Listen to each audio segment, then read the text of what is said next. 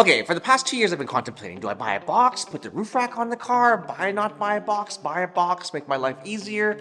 Anyways, I'm still contemplating if I should buy that box that goes on top of the car. But today's video, I'm going to show you how I shove all our snowboarding and skiing gear and everything into the Tesla Y without the box. And second part of the video, I'm also going to kind of show you these shorter trips. I know this channel is usually focused on these long road trips, but these shorter, under 2 hour trips, how the weather, cold weather really affects the range. It basically can kind of like make or break from coming all the way back home with a certain percentage or having to deviate to charge. So now I'm gonna go show you how I pack all the crap in the car. On a side note, look how much gear I have. I'm sure like all you families out there with 2 kids have the same amount, but this is ridiculous. I got 4 helmets, I got 4 boots, I got like skis, snowboards. My wife does both. Oh my God, this is crazy.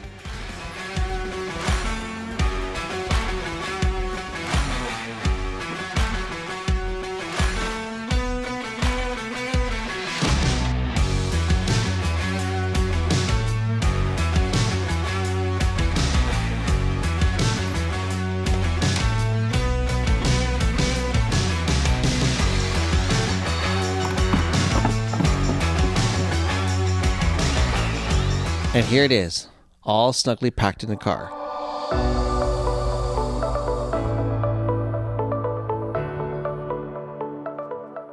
Okay, the time is now 2:33 and we got 80% battery. I didn't get a chance to charge it to 100, which I usually would. And by the time we get to Mount St. Louis, we should be there with 44% battery. As we headed north, the weather went from cold to snow to slippery snow.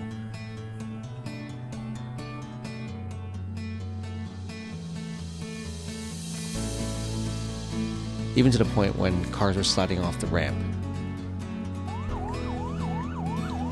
But I can't complain, the snow was good timing for snowboarding. Okay, we're parked. And now, as you can see, it's 45% power and the weather is -3. Check this out. I like this. EV chargers on site now at Mount St. Louis. I think it's also free. Okay, we unpacked all the gear out of the car and basically got the kids ready and we hit the slopes for the day.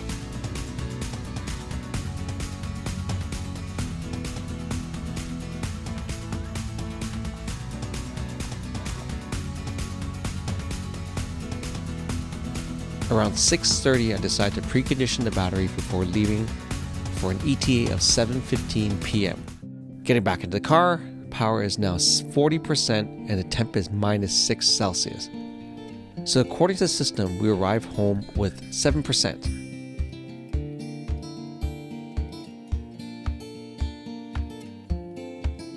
In the sun, in the morning sun, in the shape of your eyes, so wide.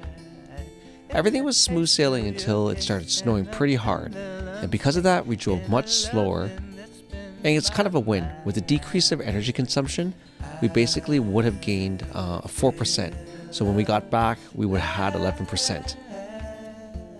And as you can see by my speeds here, I'm pretty low below the actual speed limit.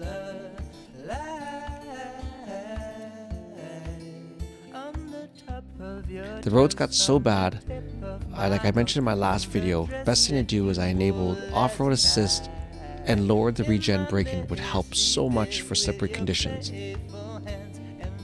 After the roads cleared up, we went back to normal driving speeds, which brought us back home with exactly 7% left.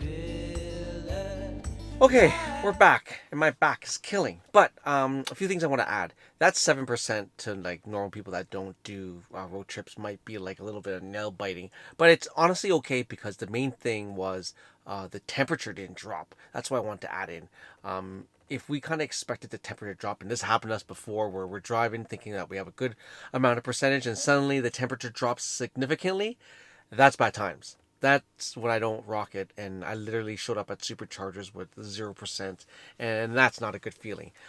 So yeah, at least we knew the variables were the temperature was pretty consistent, and we can keep the range by not speeding, and that, as we shown before on the drive back, when we slow down and increase the range. So that's it. I hope you enjoyed this video. If you did, consider hitting that little thumb button and subscribing. God, that sounds so YouTubey. And till the next one. Thanks for watching, everyone. Ciao.